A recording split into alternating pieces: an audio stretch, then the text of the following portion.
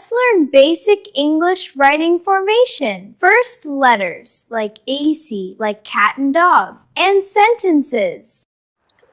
अस्सलाम वालेकुम, how are you? I hope all of you doing well. तो इस वीडियो में हम बात करेंगे कि इंग्लिश को सीखना कहाँ से स्टार्ट करना है। एक्चुअली हमें आइडिया नहीं होता कि इंग्लिश को टेंसेस से सीखना स्टार्ट करें या सेंटेंस वगैरह किस तरह का बनाएं। तो फर्स्ट ऑफ ऑल हमें समझने की ये ज़रूरत है कि इंग्लिश को आप जस्ट स्टार्ट करेंगे लेटर से या अल्फ़ाबेट। अब लेटर्स और अल्फ़ाबेट क्या है, तो ये आप देखिए कि हमारे पास इंग्लिश लैंग्वेज में टोटल 26 लेटर्स होते हैं, जिनमें से 5 वावल्स होते हैं। These are called vowels. A, E, I, O, U. They are very important letters. Remember them. तो वावल्स की बात करें तो ये ऐसे अल्फाज होते हैं जिनको बोलते वक्त आपकी जो ज़बान है उसमें किसी किस्म की भी रुकावट नहीं होती, गले से डायरेक्ट निकलते हैं, जैसे ए, ई, आई, ओ, यू। अब देखें, इनको बोलते वक्त आपको किसी किस्म की कोई ऑब्स्ट्रक्शन वगैरह फील नहीं हुई, तो इस तरह से ये आपने इजीली प्रोनाउंस कर लिए। तो इनको वर्ड्स में ऐड किया जाता है ताकि वर्ड्स को इजीली तौर पे प्रोनाउंस किया जा सके। दूसरे नंबर पे देखें तो हमारे पास 21 हमारे पास हैं कॉन्सोनेंट्स, जो कि इन 5 वावल्स के अलावा हैं। तो ये 26 लेटर्स हैं जो कि इंग्लिश की बेस बनाते हैं। कोई भी आप वर्ड लिखें, सेंटेंस, जो कुछ भी आप लिखेंगे तो इनके बगैर आप नहीं लिख सकते।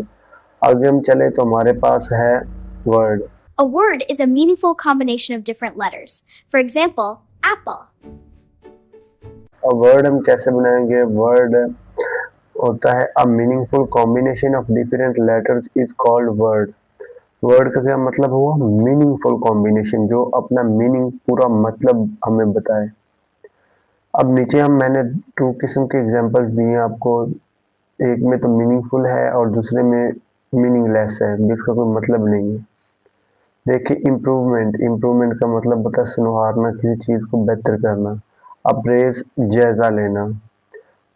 तो ये तो हो गया मीनिंगफुल, ये हमें उनका जो एक्चुअली मीनिंग है वो बता रहे हैं। नीचे हमारे पास है प्रोनाउंस भी नहीं हो रहा, मेंट्री, प्रोव, एजिप्रेक, जो भी है इसका मीनिंग नहीं है, ये मीनिंगलेस है। क्योंकि अगर मीनिंगफुल होगा तब ही ये वर्ड कहलाएगा। ये नीचे वाले जो हैं ये वर्ड्स नहीं है, ऊपर वाले जो हैं ये 2 वर्ड्स हैं। अब वर्ड के बाद हमारे पास आएगा sentence. A meaningful combination of different words is called a sentence. For example, a beautiful boy.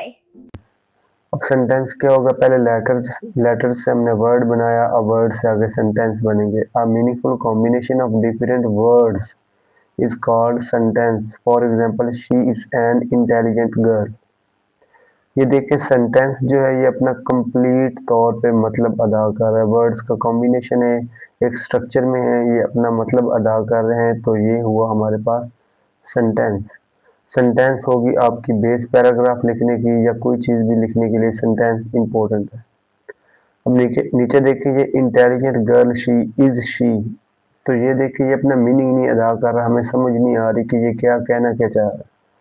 तो जब तक ये अपना मीनिंग अदा नहीं करेगा तो हमें पता नहीं चलेगा कि ये सेंटेंस है। अगर सेंटेंस की थोड़ी सी कंस्ट्रक्शन पे बात करते हैं कि सेंटेंस एक्चुअली में बनता कैसे है। सेंटेंस को बनाने के लिए हमारे पास 3 चीज़ें जो Subject, the girl. Verb, eats. The girl eats the apple.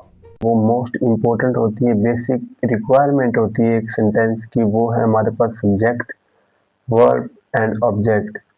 अब सब्जेक्ट क्या होता है? सब्जेक्ट वो होता है कि जो कोई काम करता है, वर्ब काम होता है और ऑब्जेक्ट जिसके ऊपर काम हो रहा होता है। एग्जाम्पल देखिए, farmers are working in fields. अब फार्मर्स जो है ये है सब्जेक्ट, क्योंकि ये काम कर रहे हैं ना।